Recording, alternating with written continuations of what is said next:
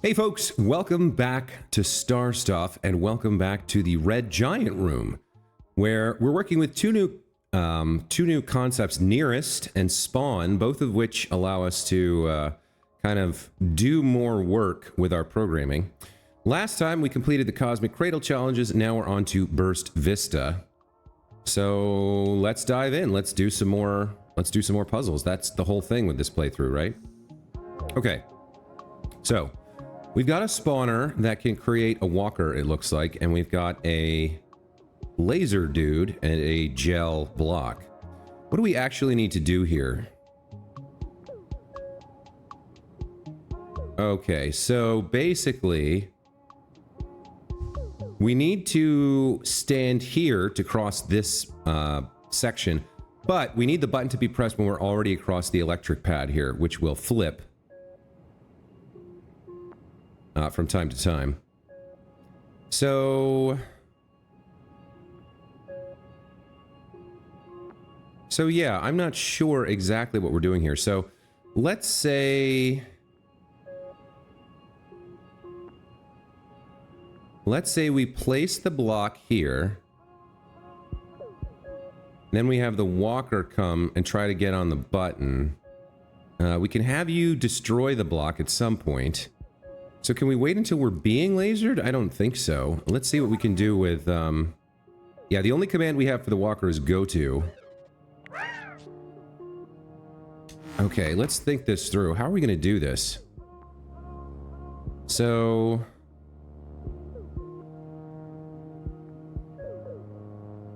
if we place the block and come over here,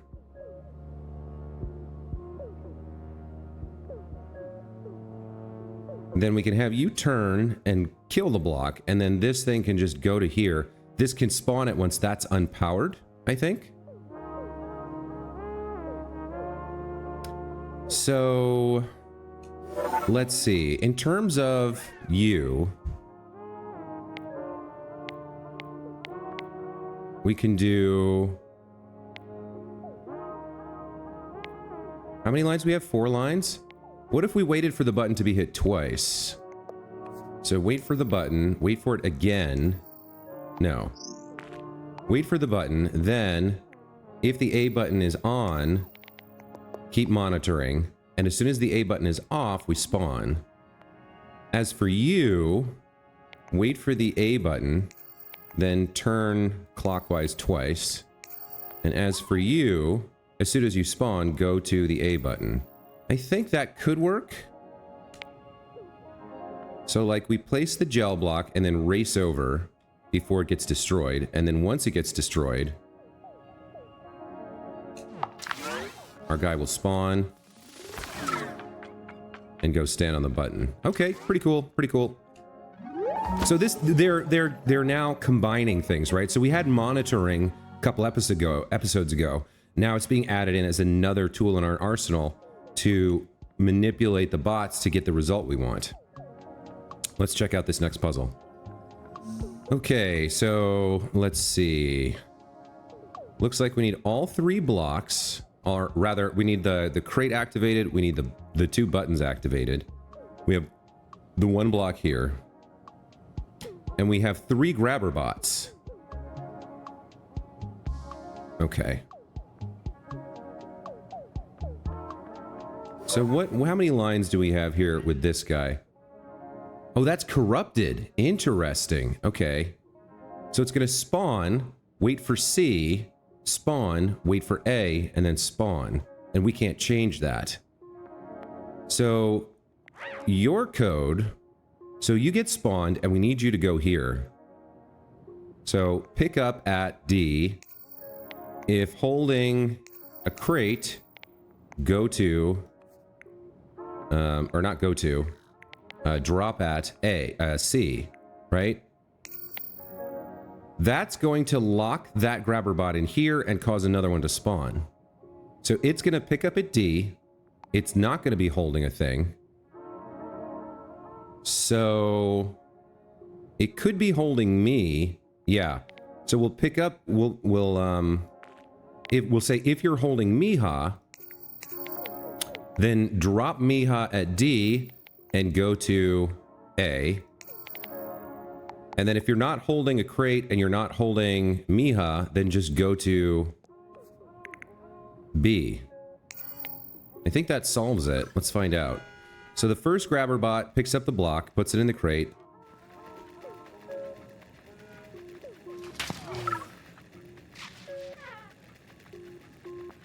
You're coming to pick me up, put me down, and go to B.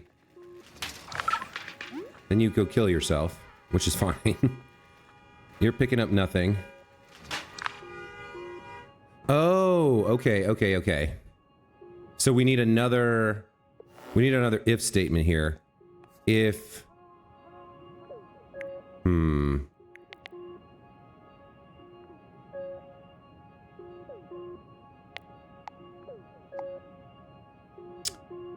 that last one is tricky. We need this bot to stay here and not execute.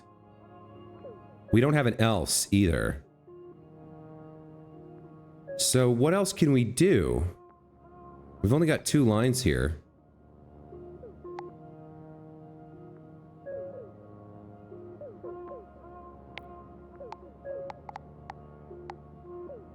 We kind of need, we would like a wait.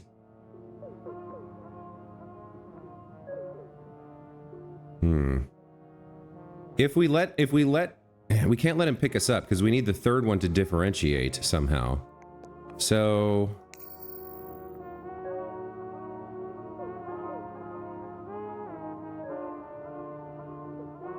what can we do? We need something else. There's something we're missing here.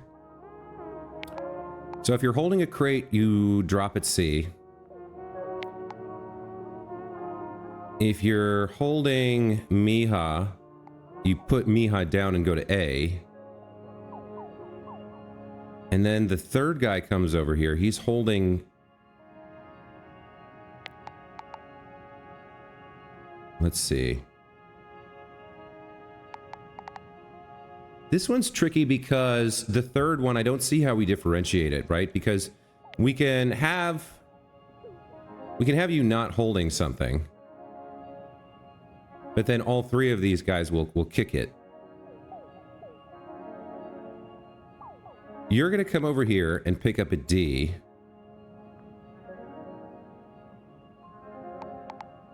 If you're holding Miha, you need to put Miha down. And then you can't be differentiated between A and B.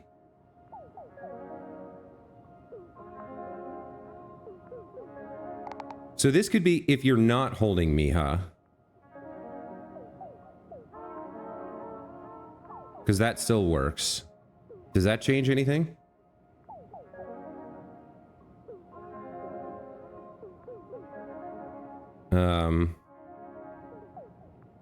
Yeah, hold on. If you're not holding Miha, drop at C. Can I nest these? I can't nest these.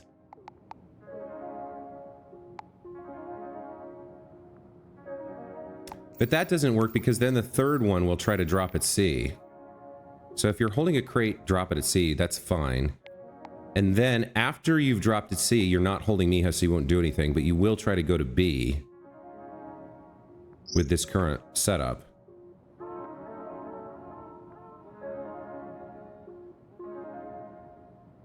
How do I do this? So the second one, drop me off and go to A. And then the third one just gets nothing.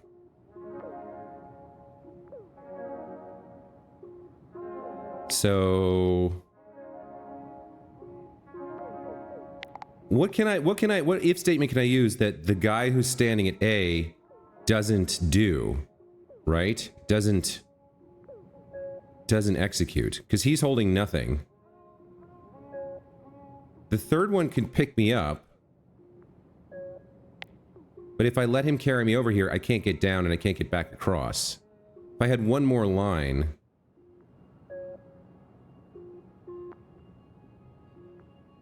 So, let's see.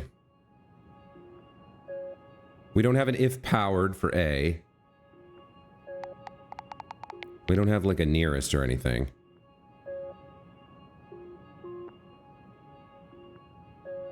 You come out, you get the block. If you're holding the block, go there. If you're holding Miha, which you aren't, you do nothing. You can't... It doesn't sort of matter what happens to this guy. So you come over here.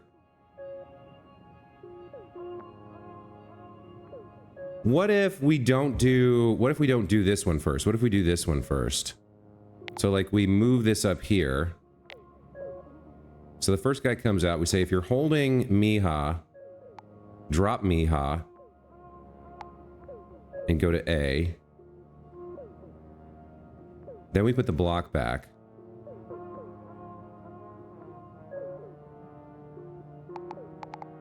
I feel like there's something with doing the block last that could work. So like leaving that there kind of seems like a good plan to me. If you're so the first one comes out. If you're holding Miha, drop Miha and go to A.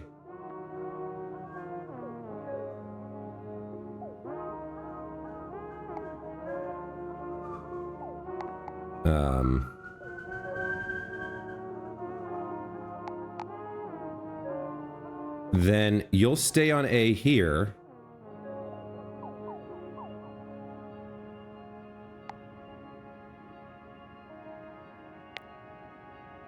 I mean, we can get all three buttons by doing this, right? So if you're holding Miha, then go to B, right? So that kind of solves it for us.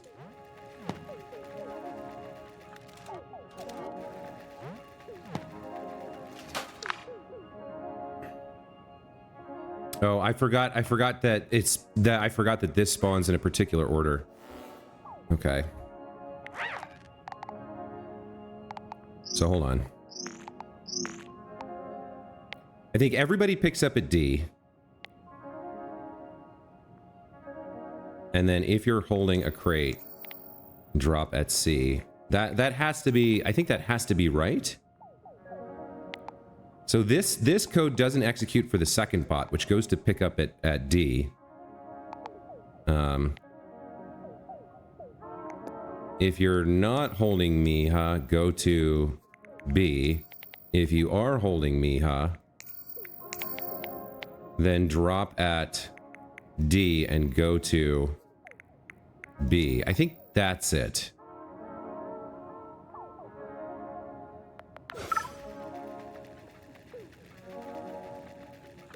So you'll go drop that off.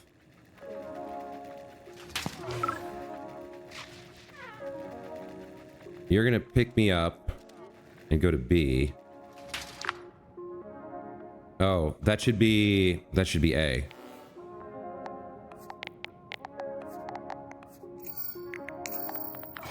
Right? Because then the third one will trigger on the if not holding Miha code. Go to B, and then it won't trigger on this if statement. I think that's right.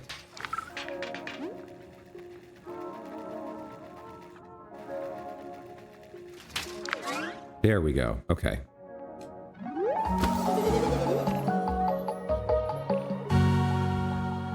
That one took a minute. Unsurprisingly, they're getting more challenging as we go forward.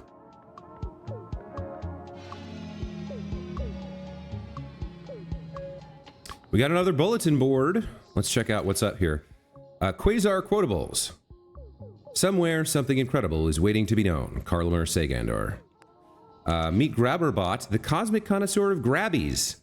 In a vast galaxy of efficient pickups, Grabberbot reigns supreme. With a grip that rivals a black hole, Grabberbot is the star employee you want for snagging success. From stellar objects to office supplies, if it's grabbable, Grabberbot's got it handled. Thanks for all the pick-me-ups, good friend. Check out the Wisdom Crunch. I know I will find what I am searching for. Bots and Starlians unite, join our next union meeting. At Popoka Star Factory, we believe in unity and the power of a strong, supportive community. Together, we can create a workplace where every voice is heard and every worker's rights are respected. Join our union meeting. Date 542-36, location Onslow's desk. In solidarity, your union rep, Zeno. We've also got a nebulous tip. Don't give up, just take a break instead. And a management update. Hello, team. Our current star is hopefully launching any moment now. We want to acknowledge that letting go isn't easy. It's natural to feel attached to our current star formation. It holds a piece of our shine. However, as it journeys into the cosmos, remember your brilliance remains woven into its fabric. Letting go is how we grow. Let's reflect on the lessons this star taught us and embrace its fleeting nature. Our shine will persist, sparkling not just within this star, but in countless others to come. Shine on. Public management. All right. More corporate jargon and pep speak, I guess, would be the best way to describe it. Let's take a look at this. All right, so we need to cross this gap, which means we need this button enabled, and that's really all we need. The problem I'm seeing is how to get anything or anyone there. Like, I don't see any way to do it at all, because... Oh, if this is powered. Okay. So we need to power... We need to have this powered in order for somebody to come to this button. In order for this to be powered, this has to be powered. So yeah, we've got to do these in sequence. Okay. And there's only one way across. So, I mean, we know we need to do. We have 4 walkers. We need to go to them 1, 2, 3, 4. I think this probably has something to do with nearest and waiting for this button so we can manipulate them. Let's take a look at our code. So the spawner's corrupted. You're going to spawn and then wait for the switch. And then you're going to repeat that. Okay. So...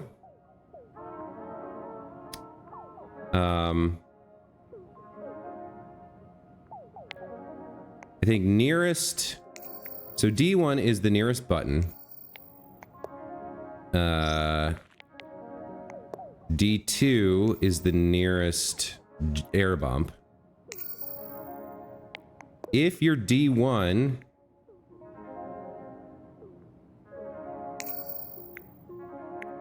is on, then you go to your D2 and we wait. Oh, I need another line. Because then I would say, then go to D1. Hold on. I think we need both. So, like, the first one, if your button is on, is false, so he just goes to it. Second one, we need to go to there, and then you get bumped by me to go over here. And then we need to re-loop. So, let's say D1 is your nearest air bump. Then, D2 is your nearest button.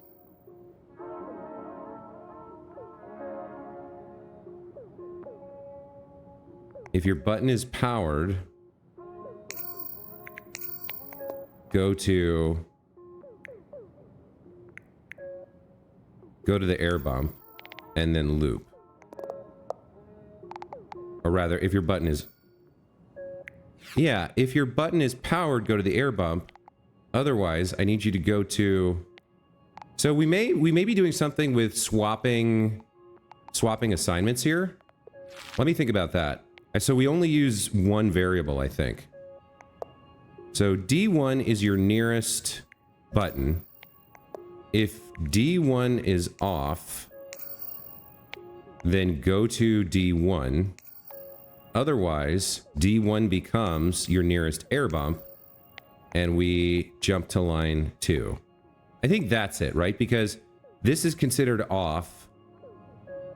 Yeah, so we're switching the assignment of D1 from the nearest button to the nearest... I think we need to go to actually up to the very top. So at the start of the loop, we assign the nearest button. If it's off, we go there, right? And then we change our assignment. And we jump. Does that... And then we do this again. And nothing happens, right? Yeah, so nothing happens once we're standing on our button. If the button is on, like if I'm the second spawner, then D1, this is my nearest button. It's on. So D1 becomes my nearest bumper. We jump to the top.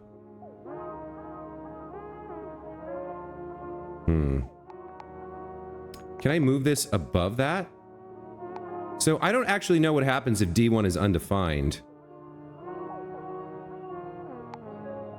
No, that doesn't work. So this, hold on, I'm having trouble with the second guy. So second guy comes out, this becomes the nearest button. It's on, so we go here.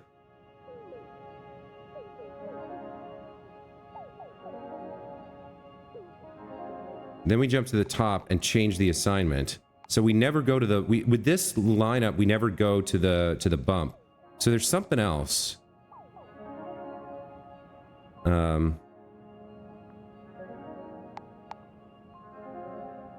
Maybe we do this. We only do the assignment if D1 is off. And I don't know how it behaves if it's undefined. But then...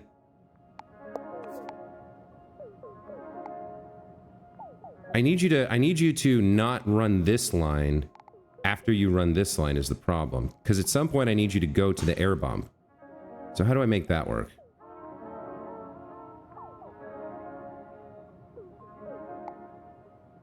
Because the second guy is going to reassign, right? And so that doesn't work.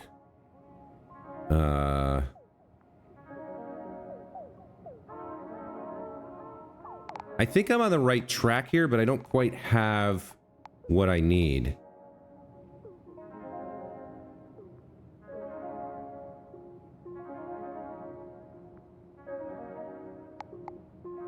Maybe it's only...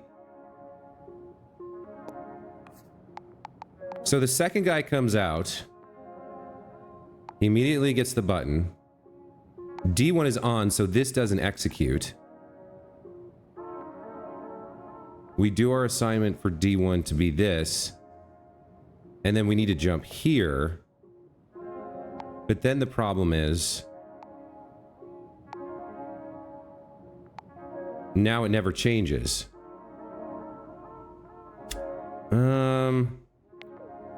Okay.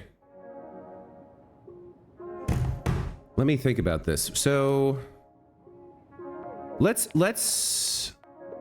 think about number 2. So assume we get this guy to number 1, right? Assume we get the first walker bot here, and it's just standing there the way it's supposed to be, right? So then the second guy comes out.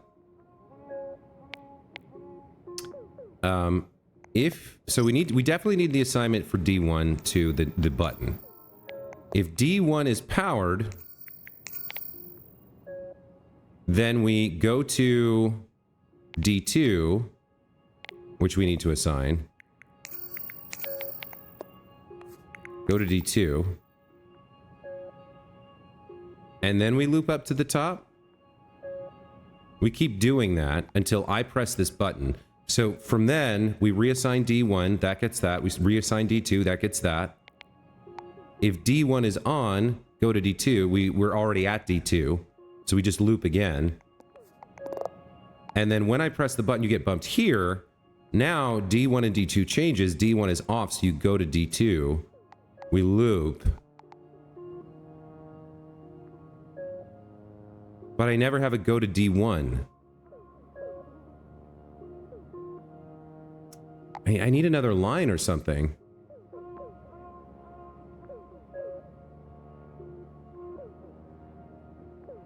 I think the idea that... So maybe only if D1 is on, we do the assignment here? Does that work? So second guy comes out.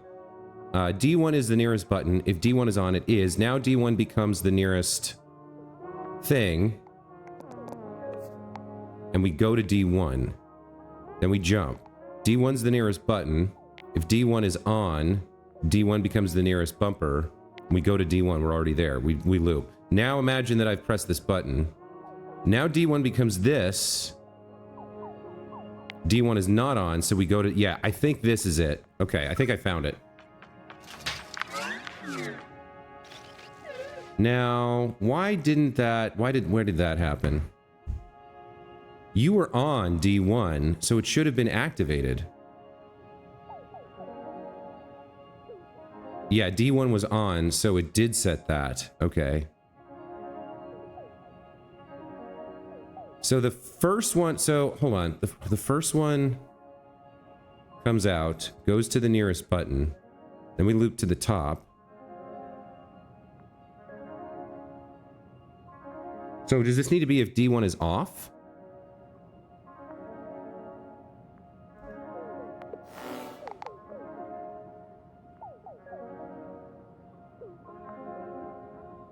No.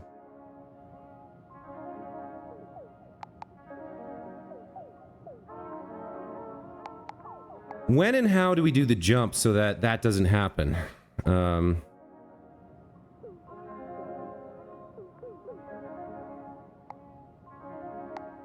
So the first guy comes out, D1 is on, so he switches his target and then tries to go there. That doesn't work.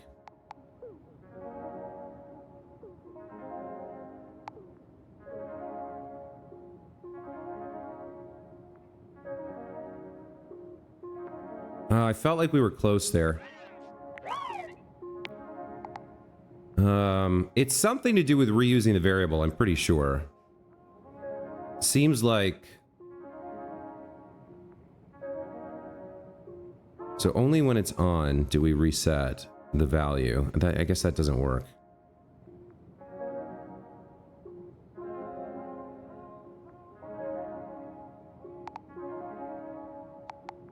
Because this gets him there, but then the loop causes him to go kill himself because he's trying to get here.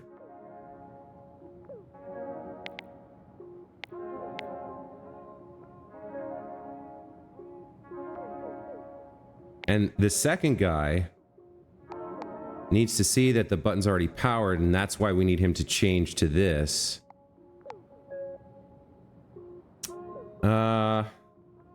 Man, we only get 5 lines here? Boy, this one's tough. Launch lineup. So this would work for the second guy. No, it wouldn't, because the second guy, once he got here, would say, this is the nearest thing. So it's off, and he'd try to go to it, and he'd fall in as well. So there's some other statement here that I need.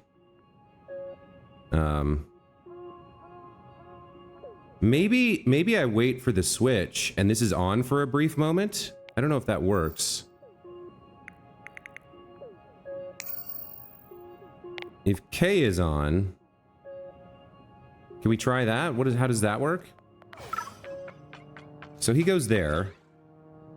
Then I turn K on. Yeah, that doesn't work.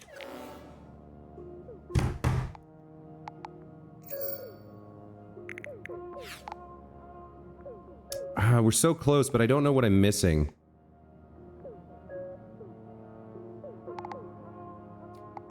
I think it's...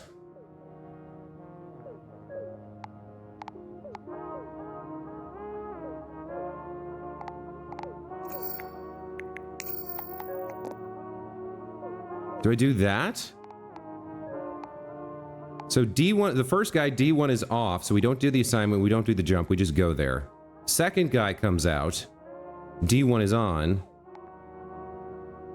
So we rechange D1 and then we just loop here forever. We never come out.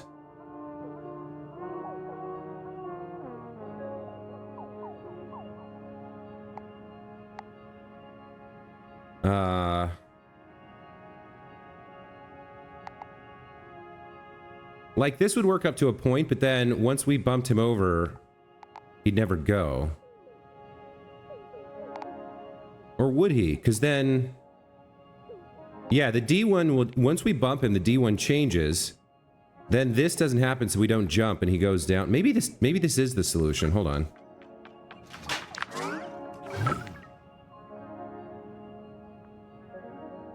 Yeah, it doesn't work because he doesn't go to... He doesn't go to the thing here.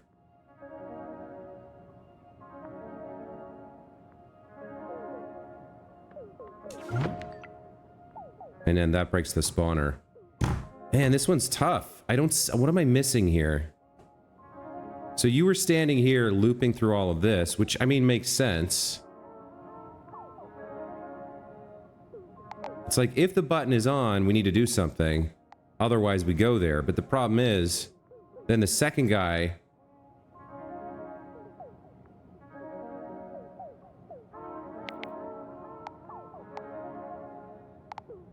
If D1 is on... So the second guy, right, he needs to move twice. He needs to move more than once, which means the go-to has to be before the jump. It has to be before the jump. Maybe having it undefined is part of the solution. What actually happens here? You don't have a D1, so you don't do anything. And then you don't go anywhere because of the jump. What about this?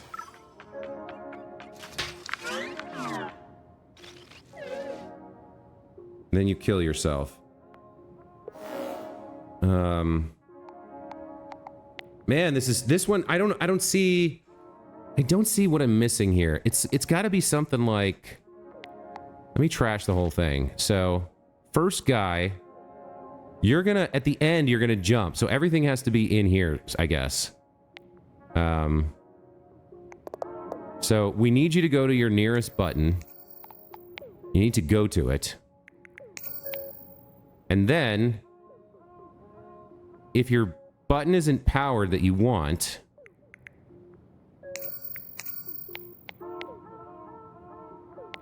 then we reassign D1 to be the nearest air bump. Maybe that works. So, for you, D1 will never be off, so you'll never reassign. Let's see what happens with the second guy. Okay, so why didn't that work?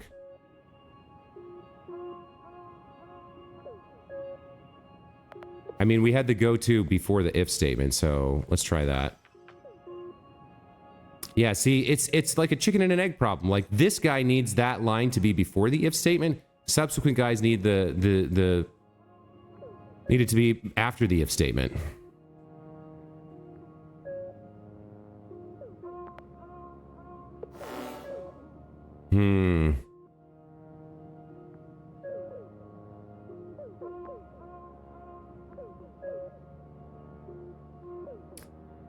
It's something about the jump, I think. Like, we definitely need a loop because they have to do more than one movement.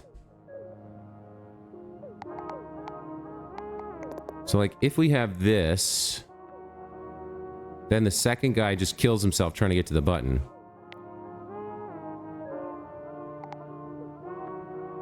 What if we change this to say, if D1 is off, you go. But then we never get to use this. Like, if I had one more line, I could use another if statement. That would make it work.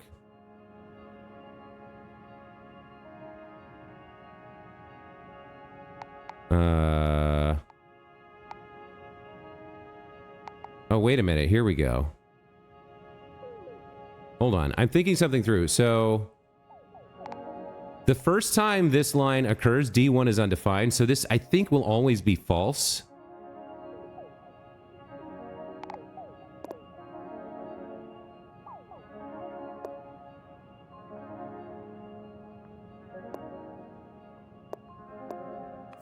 So, like, the first guy will come out. This whole line of code won't execute. We'll get the D1 is the nearest button, then we loop. D1 is off, so we go to D1. And then we do this, and it doesn't really matter. Second guy comes out. This is undefined. D1 becomes the nearest button. D1 is off. D1 is on, so he doesn't execute this, and he'll never go anywhere.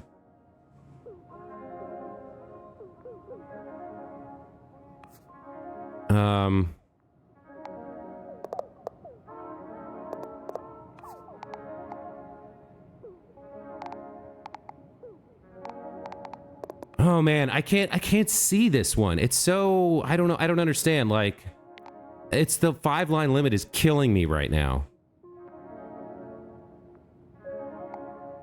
Like, I need another if statement to control the assignments here. I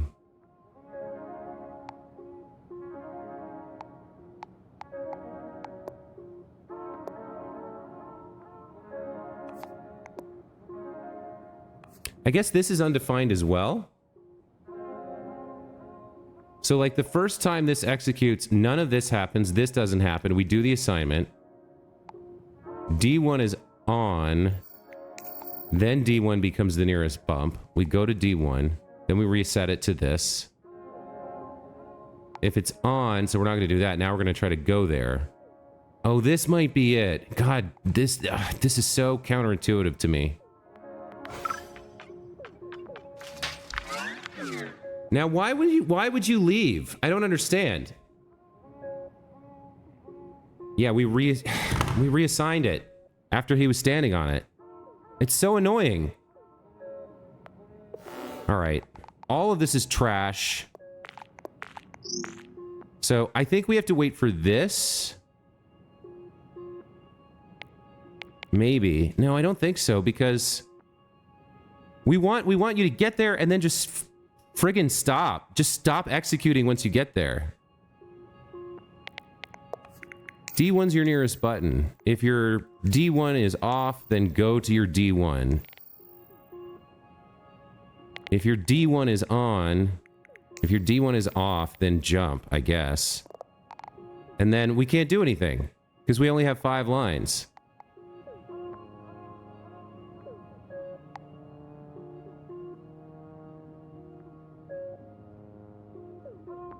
So, like, if we jumped here...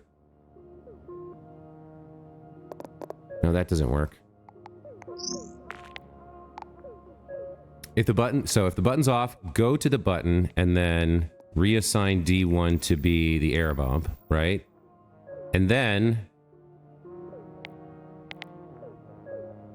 only after you've done that do you...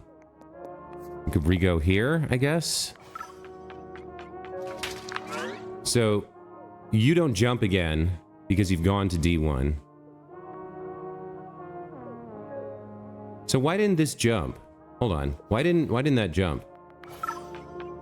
Go to D1.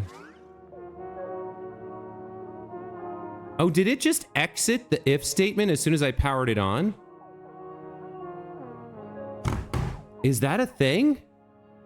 Did it stop executing code inside the if statement once this became on? If it has an exit...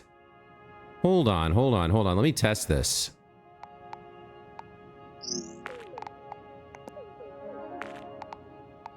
If D1 is off, go to D1, then go to... like E. So, the way I think about things, this if statement is evaluated as true, and then both of these statements should execute.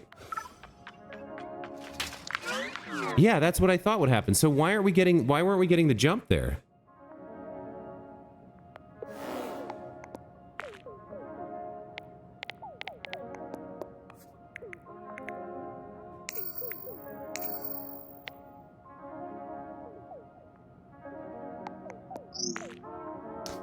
Oh man, this is killing me. This one is killing me. I don't understand. Like, the 5-line limit is just so limiting. Like, give me one more line and I can solve this in a heartbeat. So if D1 is off, you go there. Then what do? I guess we need to think about if D1 is on. If D1 is on, then D1 becomes your nearest air bump. Either way, you go to D1, and then we have a jump. Or do we have a jump?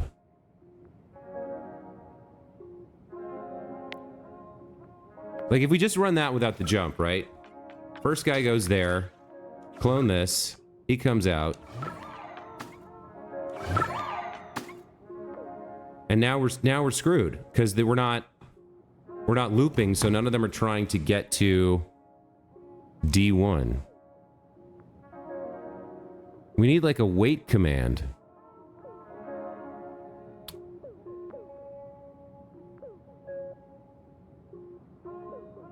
So maybe we need to do some monitoring here, like...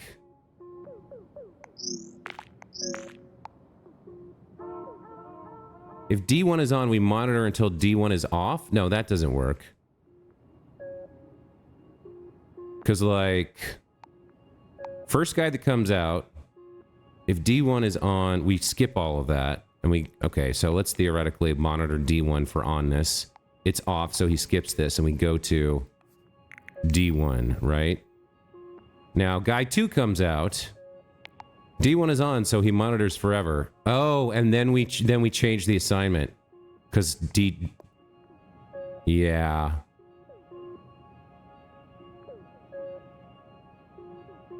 But no, this breaks the first guy then, doesn't it? Or does it? Okay, second... So wait a minute. D1 was off, so he didn't do the reassignment. He didn't do the jump. He just went there. Guy 2 comes out. The button is on, so he reassigns it to the nearest thing, which is this, and then jumps to here. Then D1 is off, so he goes there, and then he never moves again. So this isn't a solution either.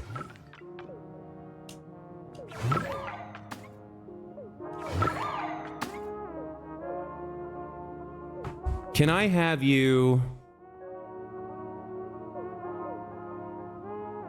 Like, is there a brief moment during this loop when the air bump is considered on?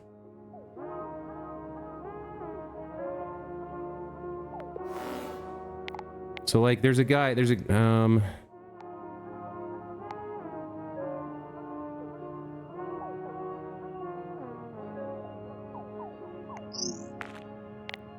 So realistically, we need them to move to here and then wait for a condition and then move to here, right?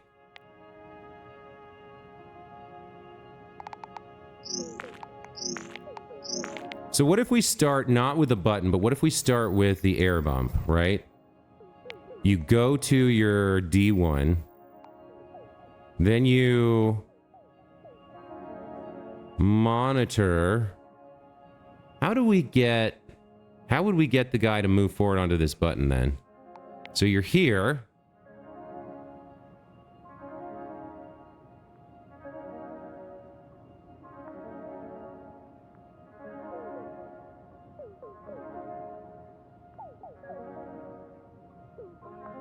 So we send you to your nearest bump pad. And then we need to...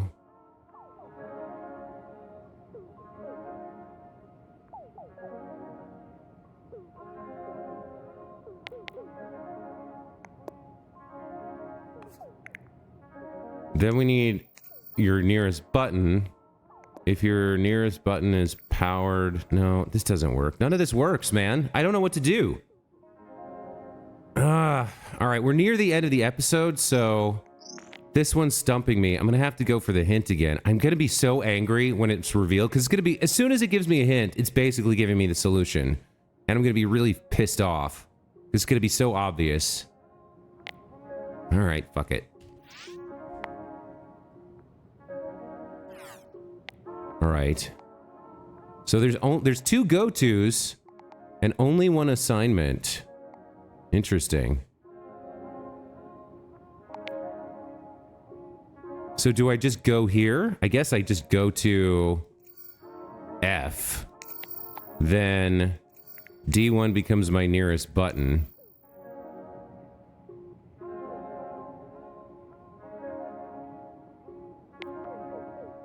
If D1 is off, I keep doing that. And then eventually I get guys here. And then I go to D1. Wait, how do... That lets me set things up. Like this. So now all of them are monitoring if D1 is off, and then... So how do I get one of them to move forward?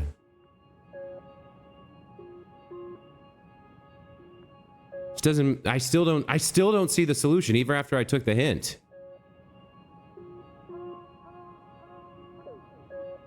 D1's your nearest button.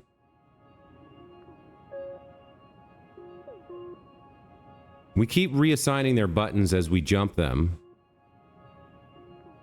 And then they just monitor forever. What is the solution here? This one's killing me. What can I affect? I can't affect anything from up here. I can't, like...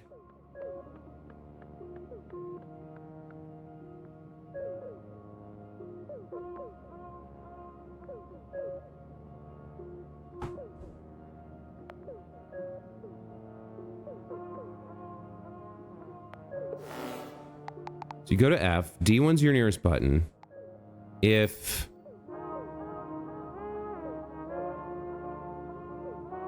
Maybe if the K button is off, we jump back up. Otherwise, we go to D1.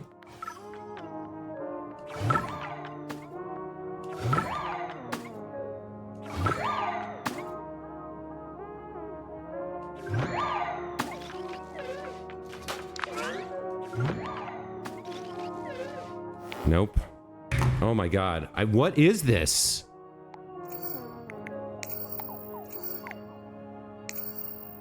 Maybe if it's on, we loop. Otherwise, we go to it.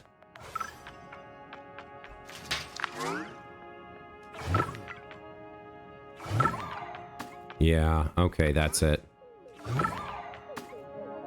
I don't think I can honestly say I solved this. So the reason this works is, as long as it's on, as long as there's somebody in front of us, we just keep looping. So it's only when we get in front of an empty one that we change our assignment and then skip the if and go to the D1. Man, I don't know about that one, man. That is brutally difficult from my perspective.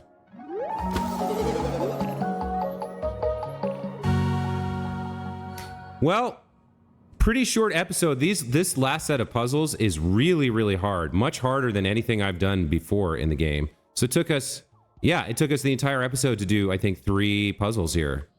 I mean, to be fair, most of the time was taken on this last one. But man, was that tough. I could not understand what it wanted me to do there. Even with the hint, I almost didn't get it. So we're now in the core. And Breach Bay has another 6 puzzles. Yikes. If they're all as tough as that, this might be another 10 episodes before I'm done. So I'll show you guys the first puzzle here. You can take a look at it. You can see if you can figure out what the solution will be yourself. You get 2 lines of code for 2 bots. Good luck to you.